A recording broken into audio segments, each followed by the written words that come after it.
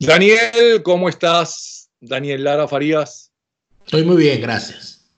Bueno, yo no estoy tan bien porque realmente es un escándalo todo lo que está pasando, no solamente revivir lo del Cucutazo, no se sabe todavía cuáles son las ONG que recibieron el dinero y qué hicieron con ese dinero, cosa que tanto los norteamericanos como los venezolanos tenemos el derecho de saberlo.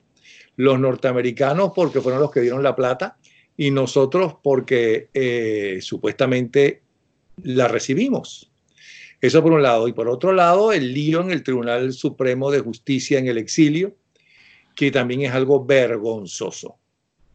Sin duda. Ahora, son diferentes generaciones. Ahí sí es verdad que no se puede, y diferentes liderazgos, tanto civiles como políticos. Chicos, ¿qué pasó con la sociedad venezolana? Bueno, yo pienso que dentro de todo esto, Napoleón, yo me he empecinado, quizás, me pueden decir que uno se ha empecinado en esto, ¿no? Pero yo me he dedicado a convencerme a mí mismo de que el chavismo no es, para empezar, los chavistas no llegaron en un platillo volador, no son extraterrestres, esa gente estaba aquí. Esa gente estaba en Venezuela, esa gente existía en el país, esa gente fue a las mismas escuelas que nosotros, los mismos liceos, las mismas universidades, comió la misma comida, vio la misma televisión, escuchó la misma radio. ¿Okay?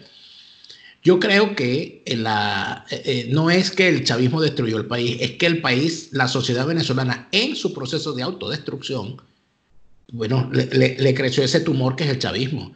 El chavismo no es otra cosa que la fase de putrefacción de la descomposición de la sociedad política venezolana. Prueba de eso es que ninguna de los grandes vicios que arrastraba el sistema político previo a la llegada del chavismo, ninguno de esos vicios se erradicó, sino que se magnificaron. Si a nosotros nos horrorizaba la corrupción de Blanca Ibáñez, nos mandaron a Cilia Flores. Si a nosotros nos horrorizaba el hecho de que a un general de la Guardia Nacional lo mete a Guillén Dávila, no sé si te acordarás del escándalo de Guillén Dávila, que lo meten preso por vinculaciones con el narcotráfico. Bueno, mira, tenemos todo el alto mando metido en narcotráfico. Si a nosotros nos horrorizaba por cierto, el propio Calderón Berti, cuando fue nombrado como presidente de PDVSA, eso significó un pequeño escándalo, porque se decía que su presencia allí respondía a criterios políticos, a criterios partidistas y no a criterios técnicos, cosa que podría discutirse. Pero comparemos eso con lo de hoy. Antes se decía de la intervención del poder político en lo relacionado a las tomas de decisiones en el Banco Central. Recordemos lo que fue el caso del Búfalo, de Díaz Bruzual, con el control de cambio del año 83. Y veamos lo que es hoy el Banco Central, la caja chica del presidente de la República. O de ese que dice ser presidente de la República, que es Nicolás Maduro. Ahí, yo estoy completamente seguro que nadie en el Banco Central sabe decirnos cuánto oro hay en las bóvedas, cuánto dinero hay en las reservas, dónde está el dinero de esas reservas, ni de qué manera se maneja la política monetaria nacional. Entonces, todo se magnificó, lo que ya era grave se convirtió en metástasis. Cualquiera de los grandes pendejos ladrones del chavismo, los medio jurungas, y le consigues en la gavetica de la mesita de noche $2.000 millones. Esto es insólito. Que estamos hablando de unos montos que superan $2.000 millones. $2.000 millones son cuánto tiempo de exportaciones petroleras.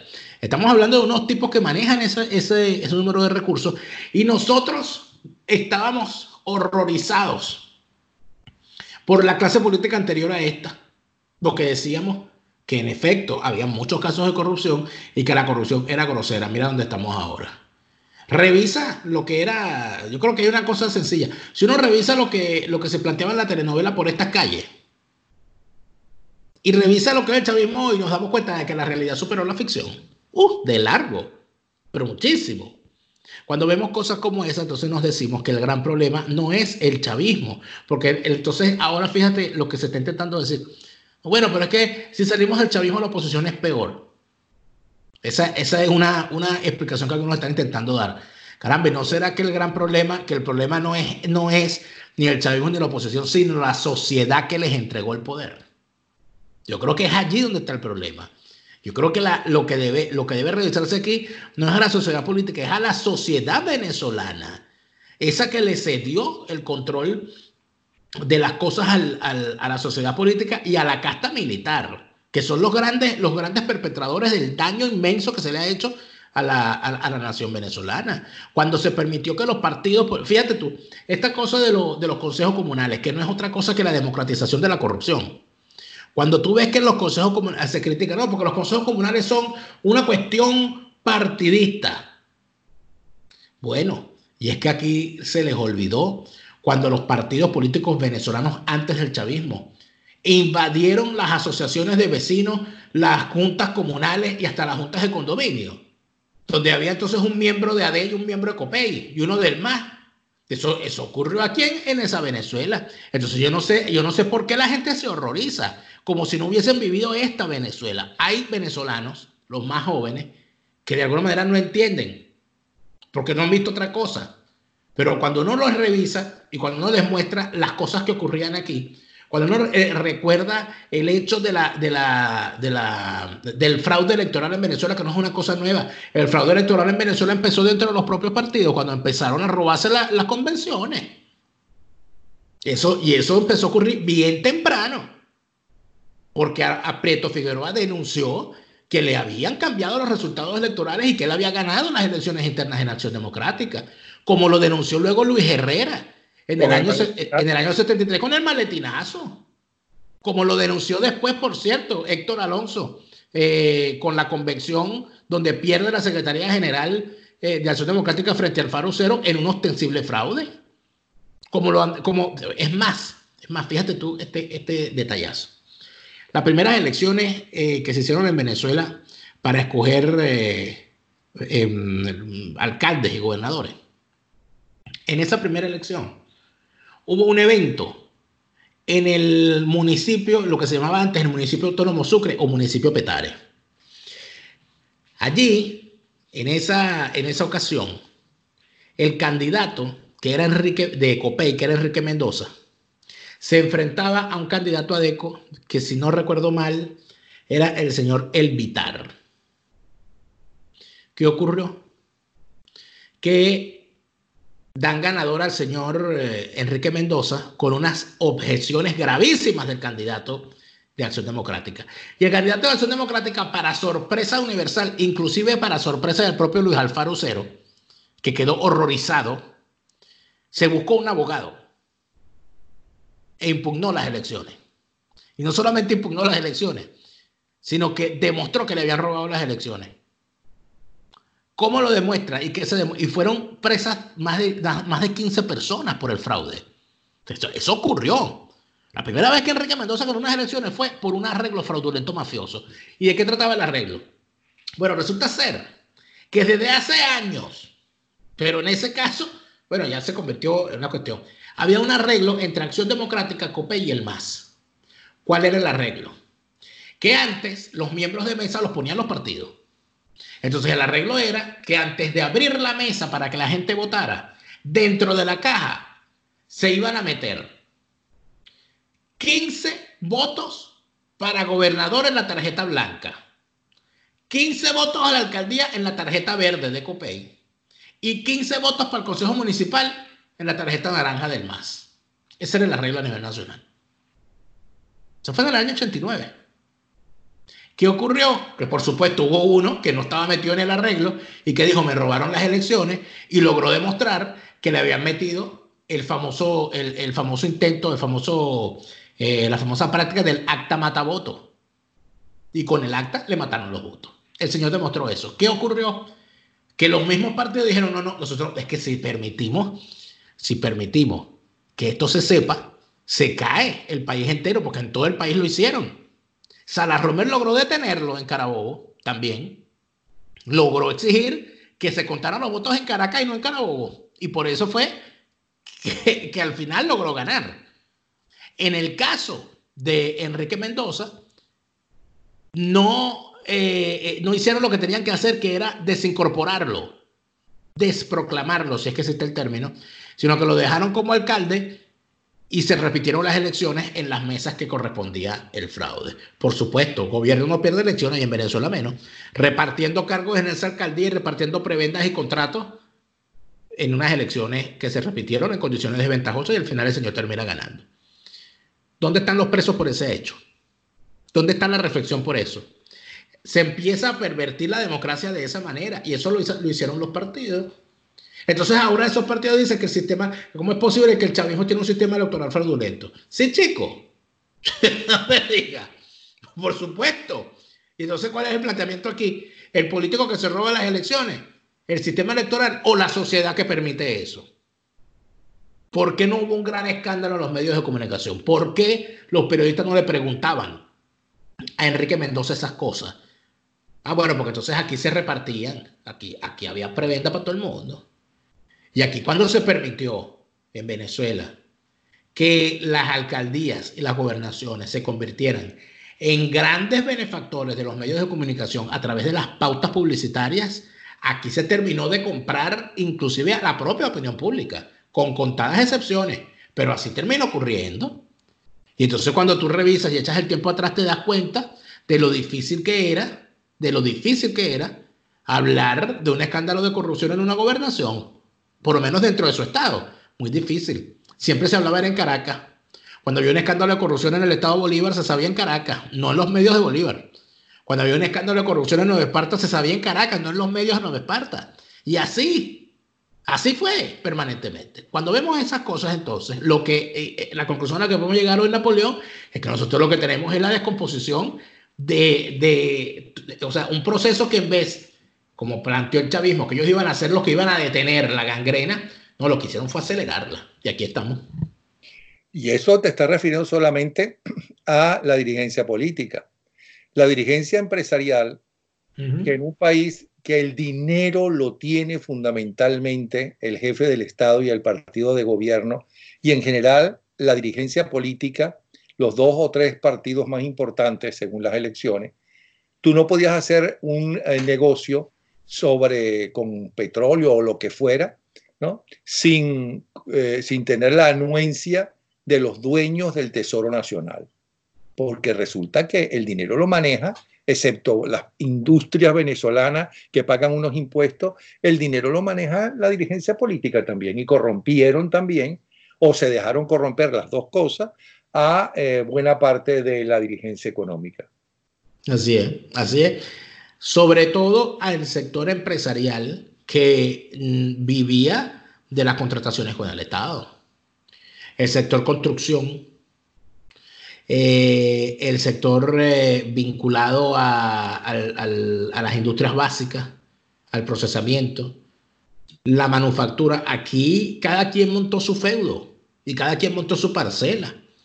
Entonces, si yo era productor de tela para pantalones, yo le exigía al gobierno que le pusiera altos aranceles a la tela para pantalones para que no viniera tela importada más barata que la mía. Y si yo era productor de leche, yo le exigía al gobierno que no se trajera leche importada más barata que la mía. Aunque el que terminaba pagando los altos costos al final era la gente. Eso ocurrió en Venezuela. Cuando se establecen los controles de cambio, ¿quiénes ganaban con el establecimiento de controles de cambio? Bueno, ganaba todo el que se le acercaba al sistema corrupto. Fuese un medio de comunicación para obtener papel a precio preferencial, fuesen los bancos que montaban sus tinglados para el manejo del dinero y de las transacciones, fuesen las empresas, que en todos los controles de cambio que ha habido en Venezuela ha ocurrido el famoso caso de las falsas importaciones. O sea, es que una simple revisión hemerográfica demuestra eso. Lo que ocurrió en Cadivi hoy es lo que ocurrió en Recadi, pero multiplicado por 1 millón. Siendo las cosas así, ¿por qué sorprenderse de que estemos donde estamos? Claro, porque yo creo que es que Chávez es el aborto de la Cuarta República, es lo peor de la Cuarta República, pero al fin y al cabo es un hijo putativo de la Cuarta República. Ahora bien, las encuestas, tanto nacionales como internacionales, como es el caso de Gallup y demás, demuestran otro mito.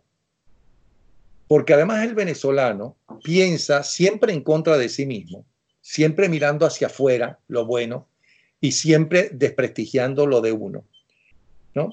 El venezolano en general cree que el pueblo venezolano es idiota. Por lo tanto, el que cree eso, el primer idiota es el que lo cree y el que lo dice. Fíjate, si eso, y que se dejaron manipular por los medios.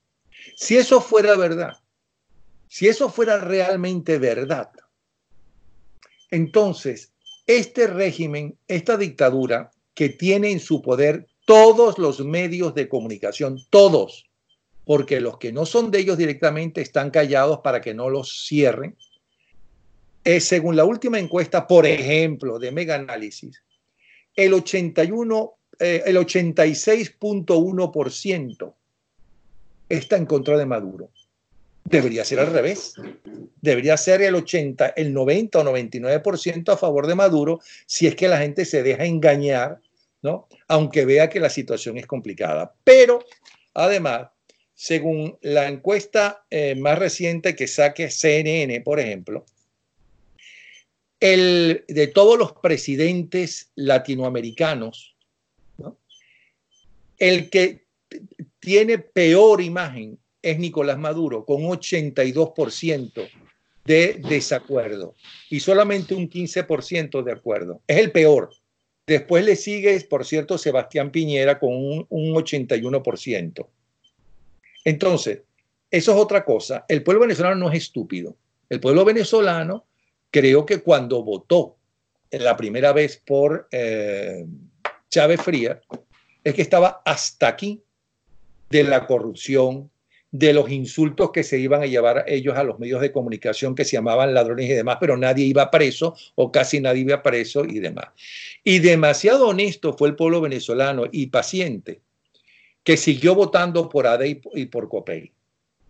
Y luego intentó a ver si el viejito Caldera podía solucionar las cosas y no la pudo solucionar. Votó por Andrés Velázquez, que no supo defender aparentemente su triunfo. Hasta que por fin votó por el flautista de Medellín. Coño, vamos a ver que este tipo que habla así, sí soluciona el problema. Pero también hay que decir que la sociedad venezolana, el otro día Héctor Alonso López escribió una cosa muy buena, muy buena, muy buena, no sé si tú la leíste, sobre la corrupción, etcétera, etcétera, en Venezuela. Y estuvimos discutiendo eso con varias personas, sobre la corrupción en Venezuela. Y una de las personas con las cuales lo conversé fue con Miguel Rodríguez, que la semana que viene, que lo están pidiendo todo el tiempo, bueno, ¿cuándo viene? La semana que viene, él estaba enfermo, estaba afónico. Me dice que en la época de Carlos Andrés Pérez II no hubo ni una sola entrega a ninguna de las obras que necesitaba el gobierno que no fuera licitada. Que por primera vez un gobierno, absolutamente todo, ¿no?, se exigía la licitación y que la licitación era pública y que intentaron cambiar exactamente todo lo que era ese tipo de corrupción y acabaron con Cadivi, acabaron no sé con qué cosa. Entonces yo le dije, bueno, entonces ustedes quisieron cambiar el sistema, la corrupción del sistema, y era lógico que lo tumbaran.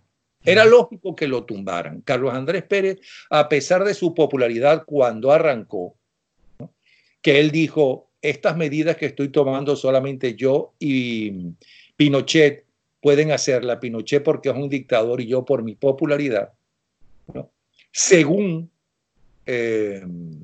Carratú, cuando le dan el golpe que intentan matarlo, en el trayecto de Miraflores a Venevisión para hablarle al pueblo venezolano, le dijo, hay que acabar con esto antes de que comience el día, porque si la gente sale a la calle, se cae la democracia. ¿Por qué dijo eso? Bueno, porque ya para entonces no lo querían.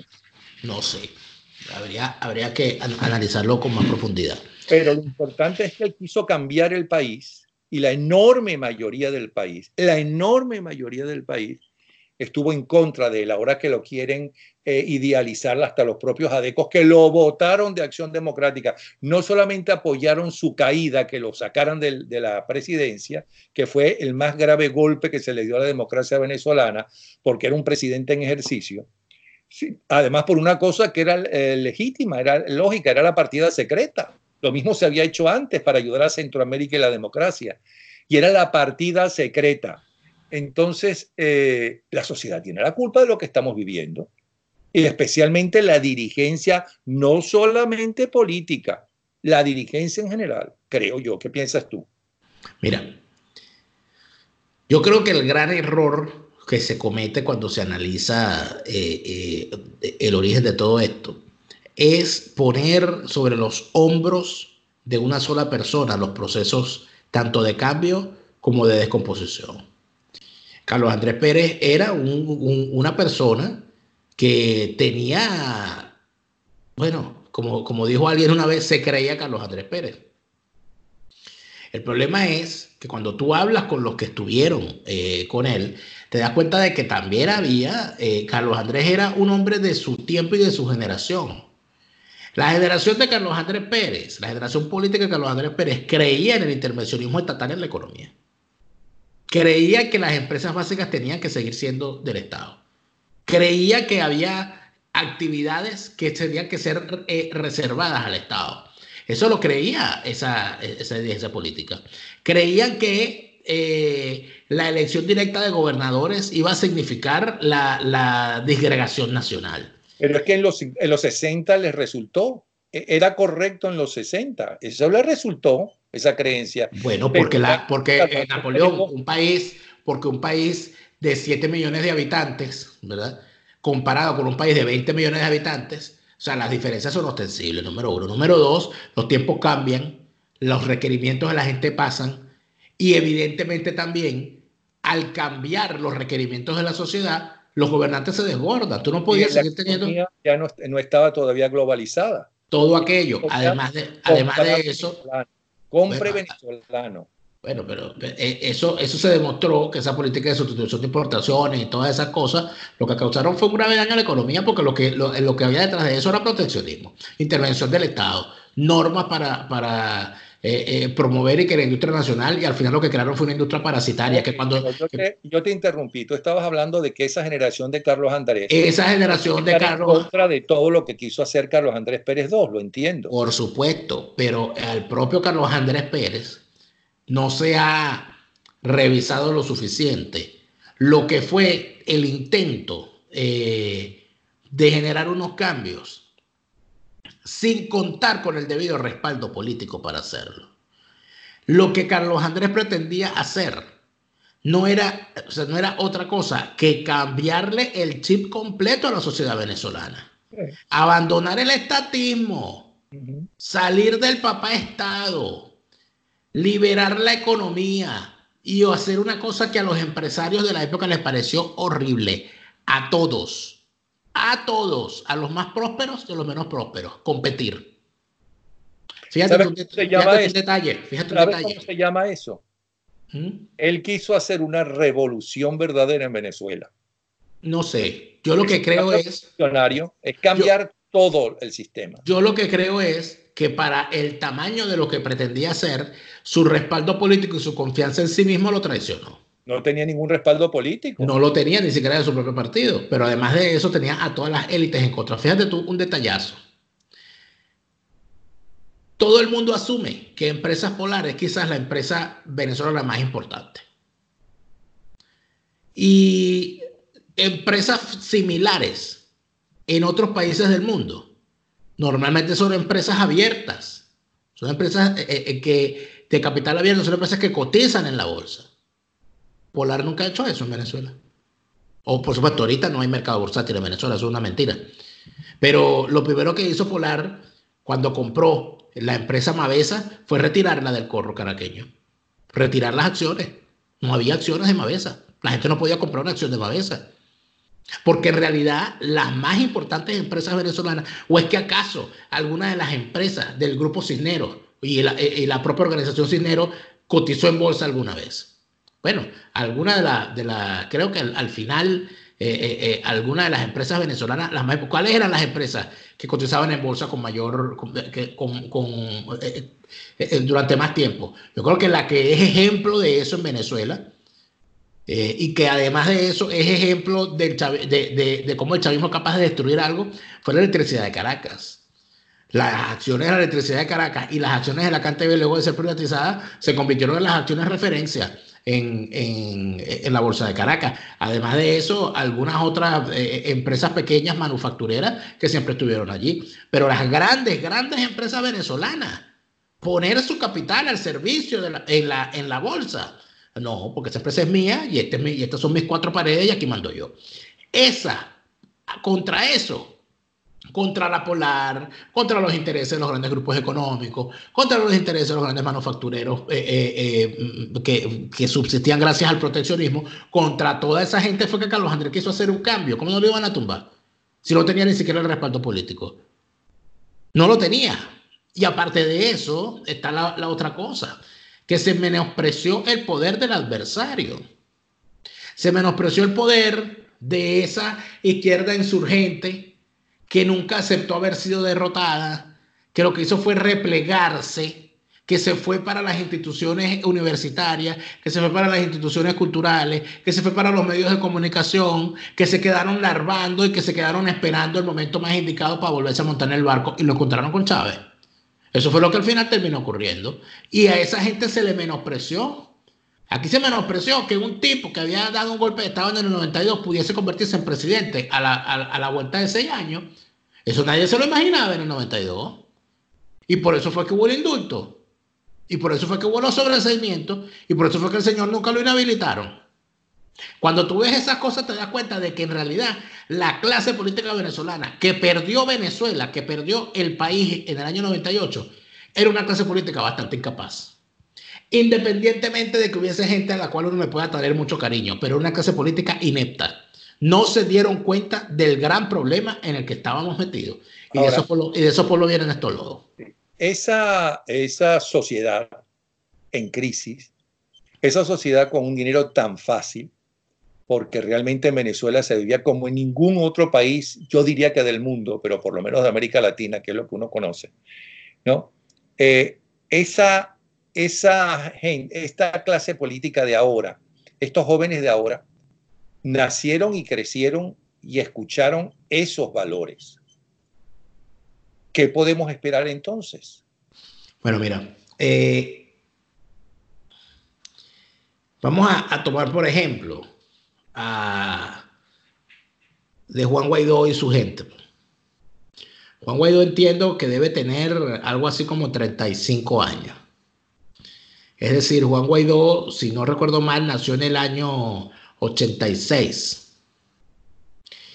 Entonces, nació en medio del gobierno de Jaime Lucinche. Su niñez entró a preescolar durante el gobierno de Carlos Andrés Pérez. Y su niñez la vivió en el gobierno de Caldera II. Eso fue lo que vio Juan Guaidó.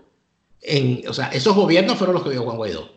A esos presidentes fue a lo que él vio. Pero sobre todo Chávez. Y después a Chávez, después para adelante a Chávez, más nadie. Del 98 para adelante a Chávez.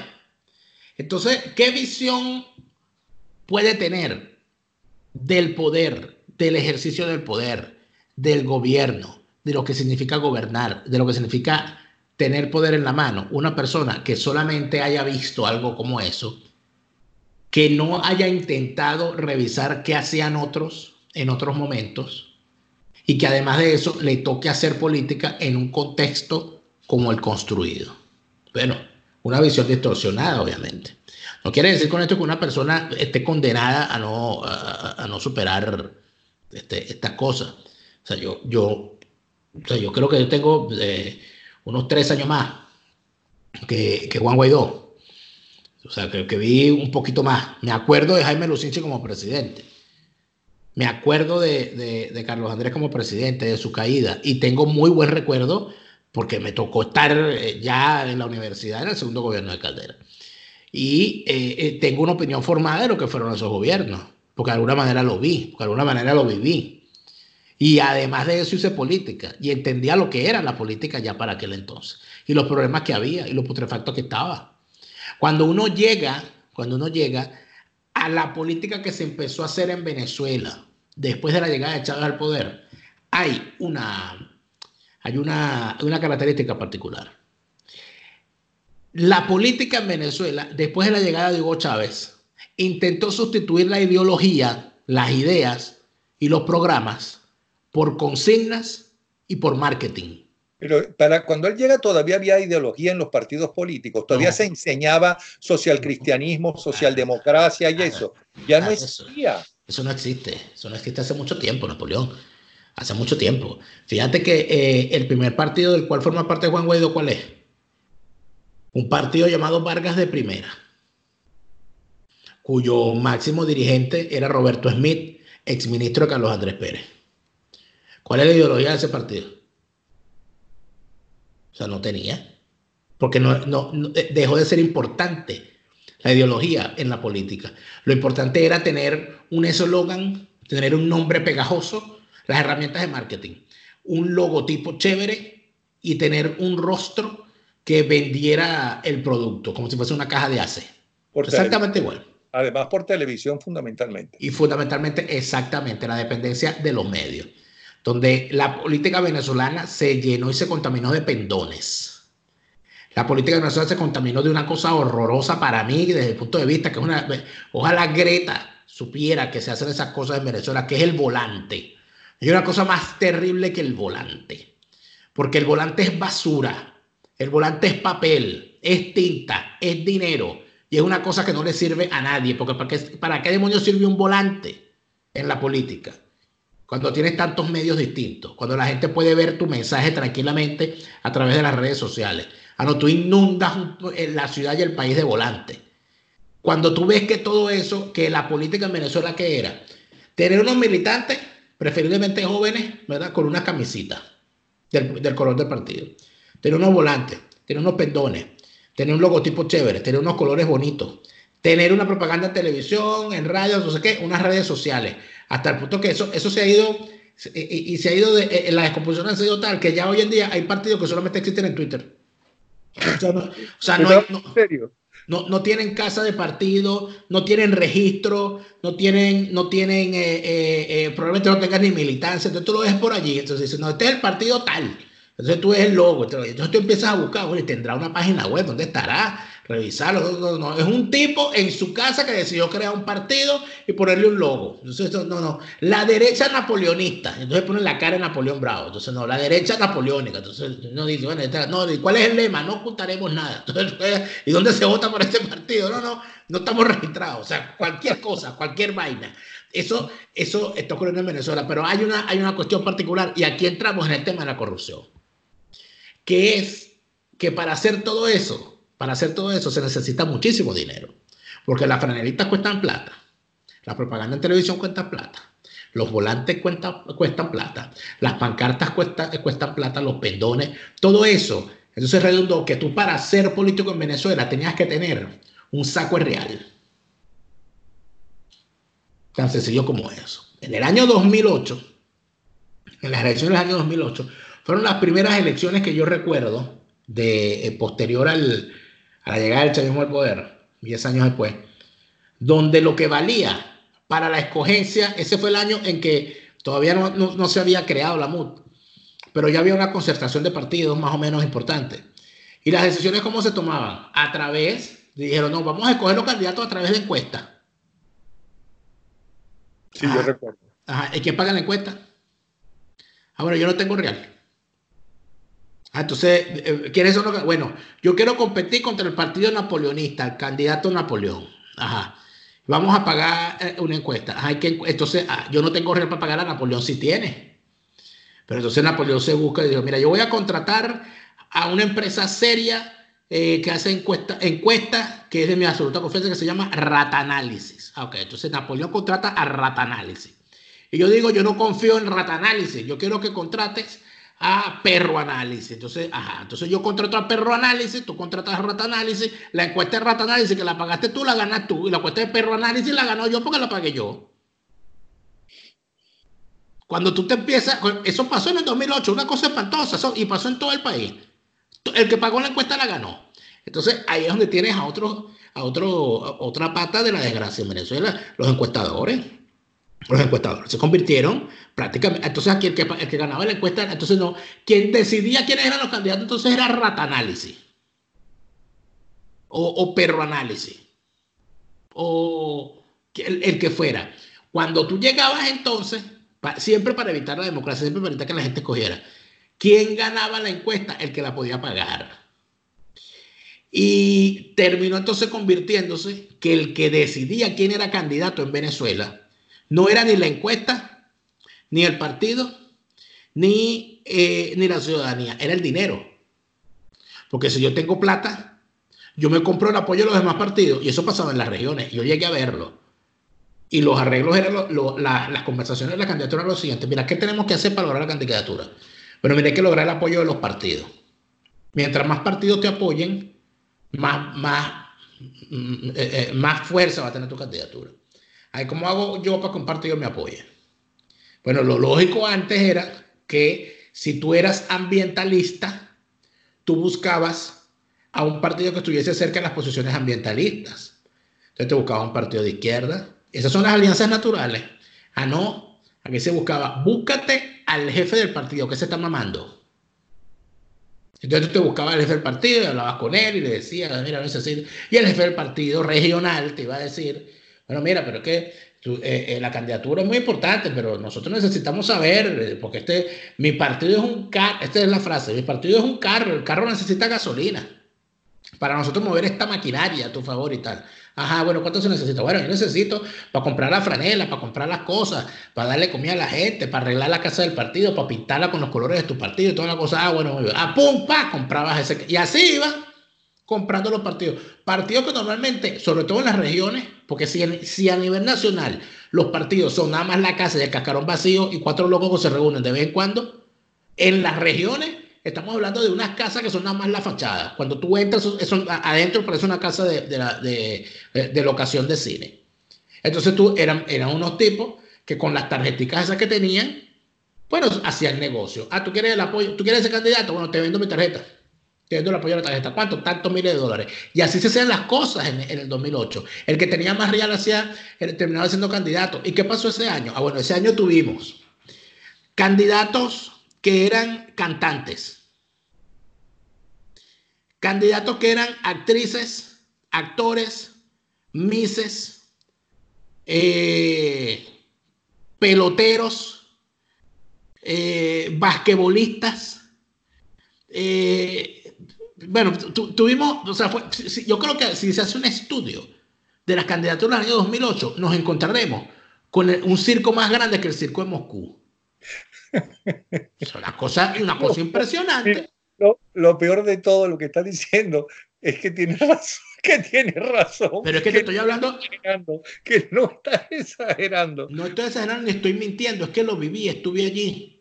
Napoleón, yo te voy a decir una cosa y lo voy a decir con nombre y apellido. En el año 2008, cuando yo vi que las candidaturas de un delincuente llamado Salomón Bacín y la candidatura, que él era candidato a la alcaldía, era entonces el Salomón Bacín, contra Fabiola Colmenares. Y las candidaturas a la gobernación era Roberto Smith contra otro personaje allí, y que las decisiones eran en función del dinero que se gastaba, de cuántas personas compraban para llevar a las caminatas, de quién ponía más tambores, más zambas, más garotas, y te estoy hablando en serio, ¿no? Cuando yo veía esas cosas, y cuando además de eso ocurrió algo particular, que para mí es sintomático. El día de las elecciones del año 2008, cuando se van a hacer las elecciones, ya yo venía, el trabajo que a mí más me gustaba hacer en la política, aparte del trabajo comunitario, era estar en las mesas el día de las elecciones, para que no me echaran cuento. Y yo tenía muchos años cuidando solo como un ciudadano más mi mesa. Cuando me reincorporó a Acción Democrática, me piden encargarme del centro y después de otro centro y después de la parroquia, etcétera, etcétera. Y yo recuerdo que surge una situación con la candidatura de Roberto Smith, cuando Roberto Smith se convierte en candidato a la gobernación de Vargas, equipo en el cual estaba Juan Guaidó, por cierto, que ahí fue donde yo lo conocí. a ellos se les ocurrió, a Juan Guaidó, a Esteban Gervasi, que era el jefe de campaña, que a Esteban Gervasi no le gusta que yo le recuerde esto. Esteban Gervasi se pone bravísimo cuando yo digo que él y Roberto Smith son los padres de Juan Guaidó, que ellos crearon ese monstruo. Y Esteban Gervasi se pone bravísimo, dice que yo lo estoy difamando. Pero Esteban Gervasi era el jefe de campaña de Roberto Smith ese año en Vargas. Y resulta ser que ellos descubrieron que los que cuidábamos las mesas, tradicionalmente, éramos adecos, copellanos o ciudadanos comunes que lo único que querían era cuidar los votos. Eso era lo único que querían. Independientemente de quién fuera el candidato, uno siempre estaba allí. Si el candidato era Rosales, yo estaba en mi mesa. Si el candidato era Capriles, yo estaba en mi mesa. Y así muchísimo. Pero eso ellos no lo controlaban. Ellos no podían llegar a decirme a mí que me pusiera la camisa de su partido, porque con la camisa de su partido o sin la camisa de su partido yo iba a estar en la mesa. ¿Qué ocurrió? Que los señores inventaron una cosa maravillosa. No, que había que contratar gente para que cuidara los votos. Que eso no iba a ser algo que uno iba a hacer por compromiso ciudadano. No, sino que iba a ser por contrato. Que ellos le iban a pagar. Y estuvieron 3 meses pagándole. A los testigos de mesa, a los coordinadores de centro. ¿Tú sabes cuál fue el resultado? Que el domingo, día de las elecciones, a las 2 de la tarde, ya no quedaba ni un solo de esos testigos asalariados. Los que quedábamos éramos los militantes de partido, de los que siempre habíamos cuidado los votos. Porque ya todo el mundo había cobrado, cobraron y se fueron. La mayoría eran inclusive chavistas. No aparecieron al final las actas, no aparecieron al final los números. La gente no entregó el trabajo que tenía que hacer en las mesas. Bueno, sí, inclusive hasta se fueron. Entonces, la perversión de la política y la introducción de este tipo de cosas, que todo se resolvía a realazo, y real era efectivo, dinero en efectivo, o sea, y a borbotones, y donde todo sobraba. Entonces uno empieza a preguntarse eso y uno dice, bueno, pero ¿de dónde sale tanto real? De paso, para perder. Porque el tipo sacó el 40%, lo redoblaron en esas elecciones. Entonces tú llegas a todo esto y dices, bueno, evidentemente, si esta gente repartió tanto dinero es porque tenían mucho. ¿De dónde salió ese dinero? Importante preguntarlo. Pero además de eso habría que concluir, ¿por qué sustituyeron la ideología y los proyectos y los programas por consignas y por marketing? Porque la política en Venezuela se terminó convirtiendo en un modus vivendi y en un gran negocio. Se buscaban un financista y le buscaban real. ¿Qué pasaba? ¿Qué estoy concluyendo yo aquí con todo esto? Bueno, que como estos tipos jugaban el juego del chavismo, de presentarse unas elecciones unidos o divididos, pero presentándose para validar ese sistema electoral fraudulento, los tipos cobraban por eso. Les daban contratos. O simple y sencillamente le decía, el régimen decía, mira, apoya, le decían al empresario corrupto asociado al régimen, decía, mira, en el estado aquel me vas a apoyar al candidato del partido napoleónico, el que dice no ocultaremos nada. Bueno, ve y ocúltalo. Dale los reales y financiales en la campaña. Punto. Porque eso, o sea, nos damos cuenta de que, o sea, si nosotros pensamos que eso fue lo que ocurrió, ¿tienen sentido estos 20 años? Lo siento. Ahora, el problema es cómo salimos de esto y que la generación que le corresponde gobernar, ¿no?, sepa que eso estaba sucediendo, que eso fue lo que nos llevó a esto y que no podemos salir de esto con esa forma de pensar y que hay que cambiar drásticamente, porque además no solamente por lo que está sucediendo en Venezuela, es que el mundo cambió. Claro. Ya el mundo cambió, ya Rómulo Betancourt, si quisiera estar vigente ahora, no puede hacer lo que hizo en su época, ni Charles de Gaulle, ¿no?, ni qué sé yo, cualquiera, ni Eisenhower, ¿no? El mundo cambió. Y ese es el gran reto de la dirigencia democrática en el mundo entero, ¿no?, porque la crisis es mundial, de valores y de partidos políticos es mundial, pero muy especialmente en Venezuela, que además hay una narcodictadura en el poder. Es muy arrecho lo que les toca vivir a estos muchachos. Y no pueden darse el lujo de permitir que se les señale que tienen gente corrupta ahí adentro y que la están escondiendo. Porque van a tener siempre gente corrupta, pero no la pueden esconder. Tienen que votarla y ser ellos los que los denuncian. aunque sean familiares de ellos, aunque sean sus financistas, porque ellos mismos se van a hundir. Eso es lo que a mí me preocupa, porque tenemos que salir de esta gente, pero no para lo malo del pasado, sino para ser muchísimo mejor que eso que ya llaman la Cuarta República, que no ha terminado, porque esta es la decadencia total de la Cuarta República. Sin duda.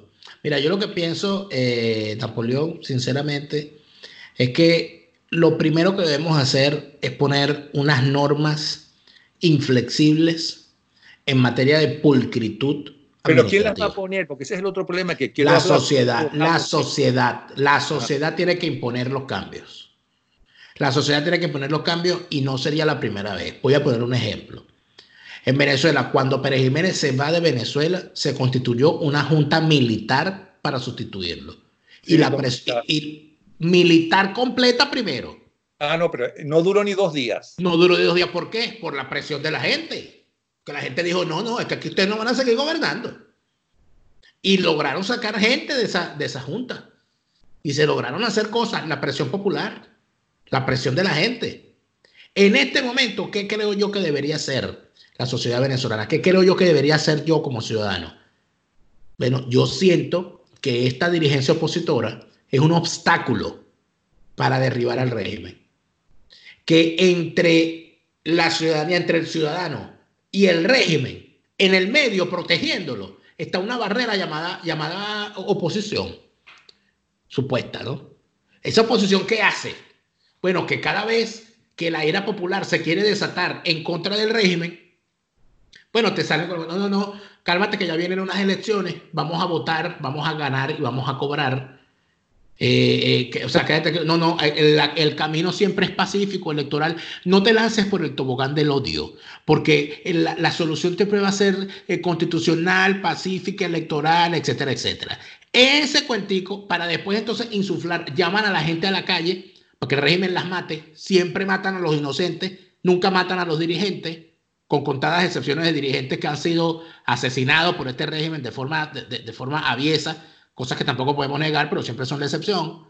Y al final, estos tipos cuando tienen que tomar, cuando la gente está en la calle, cuando la gente está con el cuchillo en los dientes, cuando el régimen podría estar completamente y absolutamente contra la pared, no, vamos a negociar un momento. No, ya vienen unas elecciones. Esto se soluciona por elecciones. No, váyanse para la casa, pongan salsa y toquen cacerola. ¿Eso cuántas veces ha ocurrido en estos 20 años? ¿Cuántas veces ha ocurrido del 2002 para acá? Bueno, prácticamente en cada jornada de inflexión popular eso termina ocurriendo. En tal sentido, yo lo que creo es que la ciudadanía tiene que quitarse del medio a esa barrera que le impide enfrentarse de verdad al régimen con un liderazgo colectivo, un liderazgo serio. Y luego de eso, aquí hay que poner unas normas inflexibles desde la sociedad para que el que se vaya a dedicar a la función pública tenga que cumplir esas normas. Lo primero, lo he dicho hoy en mi programa en Radio Caracas y considero que tiene que es lo que yo puedo decir, lo que yo puedo proponer, lo que yo puedo ver. ¿Por qué no se le exige a quienes hacen vida en un convento que demuestren su virtud? ¿Por qué? Porque cuando tú ves a una monja con el hábito, tú sabes que es una mujer virtuosa. O por lo menos así lo asumes. Bueno, la política no es un convento. La política no es un convento. Un político con el hábito puesto no garantiza que sea virtuoso. Él lo tiene que demostrar a cada momento. Bueno, entonces vienen y te dicen, tú no puedes invertir la carga de la prueba, yo no tengo que demostrar mi inocencia, tú tienes que demostrar mi culpabilidad. No, es que ya el solo hecho que te hayas metido a político en Venezuela ya te hace sospechoso. En tal sentido, lo primero que tenemos que hacer es, en primer lugar, una persona, yo no le pondría mi salud, si yo tengo que hacerme, ni Dios lo quiera, una operación de corazón abierto, yo no permitiría que me la hiciera un médico cocainómano. Ningún padre le dejaría la salud de sus hijos a un pediatra drogadicto. En el deporte se hacen consuetudinarias pruebas antidoping que inclusive son aleatorias. Eso deberíamos hacerlo en la política venezolana, sin duda alguna. Eso es como para arrancar. Número 2, el que tenga antecedentes penales de cualquier tipo, así me vengan y me digan que se metió evangélico y se regeneró, lo lamento, no puede estar en la política. Y en tercer lugar, en tercer lugar, la cosa básica que se hizo en el año 45, yo sé que a ti no te gustan los adecos del 45, le tienes rabia, pero en el año 45 los adecos hicieron una cosa fundamental que desde mi punto de vista es algo que debería aplicarse mundialmente. Yo hasta lo anoté por aquí. Eso lo hizo cuando se hicieron el Tribunal de Responsabilidades Administrativas, presidida por Fernando Peñalver, padre de nuestra querida amiga común, Thais Peñalver. ¿Qué fue lo que se hizo ahí? ¿Y por qué fue tan revolucionario? Bueno, la cosa era sencilla.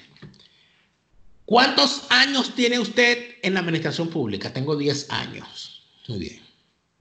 Un año tiene 12 meses, por lo tanto usted tiene 120 meses trabajando para el Estado, ¿correcto? Sí, muy bien. ¿Usted ha tenido algún otro ingreso distinto al de su sueldo durante estos 10 años? No. Ok. ¿Y cuánto ganaba usted mensualmente? 1.000. Ah, muy bien. Si usted ganaba 1.000 al mes y ha trabajado 120 meses, usted ha tenido como ingreso durante 10 años 120.000. Por lo tanto, si nosotros revisamos sus bienes, usted no puede tener, a menos que se trate de algún bien que se haya revalorizado por las cosas normales que ocurren en la economía, usted no debería tener bienes de más de 120.000, que ya sería una cosa milagrosa, ¿no? Entonces tú, ¿cómo es eso que tú tienes 10 años trabajando en la administración pública, que son 120 meses, has ganado 1.000 mensual y tienes una casa de 1.000.000 de bolívares? Y tienes un carro de 50.000 y tienes una finca de 5 millones con unas reses que en total agrupan 10 millones también. O sea, ¿de dónde sacaste tú todo eso? Si tú ganabas 1.000 al mes, no lo puedes justificar. Ah, no, una herencia. Bueno, muéstrame la herencia. Sí, es una herencia. Una donación. ¿Quién se lo donó? ¿A cambio de qué? Ah, no, porque el diezmo, porque yo soy pastor. Ah. Si no es una de esas excusas, estamos en presencia de un ladrón.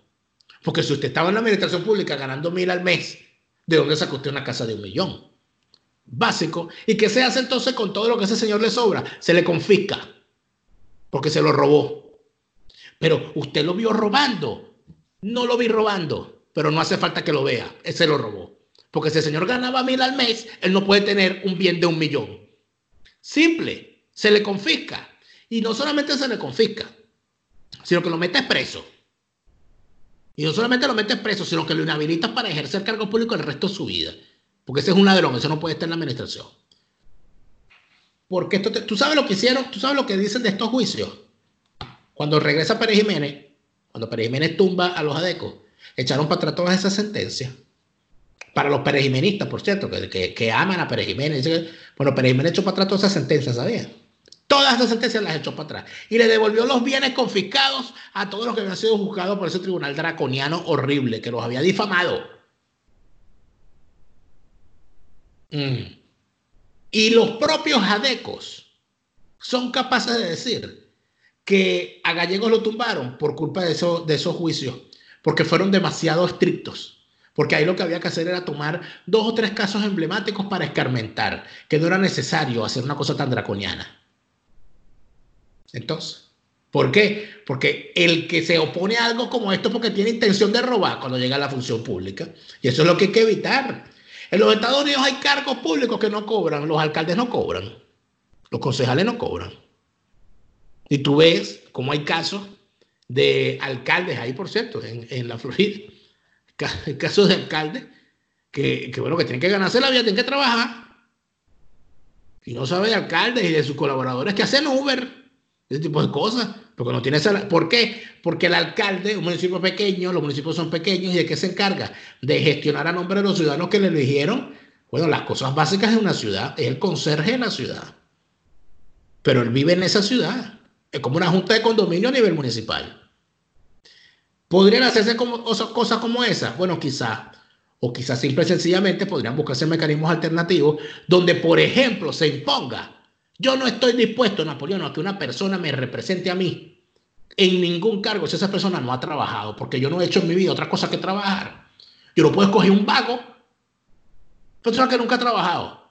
Y voy a dar ejemplo. El señor Julio Borges tiene 4 hijos de un solo trancazo, tuvo unos cuatrillizos. Entonces el señor Julio Borges tiene 4 muchachos Y durante estos 20 años, el señor Julio Borges lo único que ha hecho es estar en la política. Y además de eso, nos han convencido de que ellos tienen 2, 3 años sin cobrar su sueldo. Mi pregunta es, ¿cómo hace Julio Borges para mantener 4 muchachos si tiene 2 años sin mantener su sueldo, sin tener sueldo? Si aquí hay venezolanos y ciudadanos en cualquier parte del mundo que con un solo muchacho y un solo sueldo se les cuesta llegar a fin de mes. Él tiene 4 sin sueldo. Pero entonces si uno dice eso, tú pones esa cara. Y dices, no, pero Daniel, ¿por qué dices esas cosas? No, pero bueno, que a ti te consta. A mí no me consta nada. A mí no me consta nada. Pero los diputados, los servidores públicos, deberían mostrar su declaración jurada de bienes y de ingresos para nosotros saber cómo están haciendo. Porque yo puedo pensar muchas cosas, malas, sobre todo. Bueno. 55 minutos. No abrí la boca. Estoy peor que tu compañero en Radio Caracas Radio, a quien no dejas hablar. No, yo no voy a querer provocaciones. Muy interesante. Excelente tu participación. Vamos a aclarar que todo lo estamos haciendo porque amamos a Venezuela y queremos que sea un país democrático y queremos tener dirigentes jóvenes, buenos, honestos y actualizados. Y tengo que decir algo, para que no comiencen, es mentira lo del partido napoleónico. No estamos montando un partido, no vayan a fastidiar a Napoleón pidiéndole inscripciones. Porque entonces la gente me empezó a escribir, Napoleón, yo te apoyo, dime dónde voy, porque tú eres el hombre. No, era un chiste, era una alegoría, olvídenlo. Como también es mentira lo que dijiste, que yo estoy en contra de los adecos del 45 y de esos juicios, porque nunca hemos hablado de eso. Pero bueno, saludos, seguimos conversando entonces. Feliz fin de semana. Ok. Uño, se quedó callado, no lo puedo creer.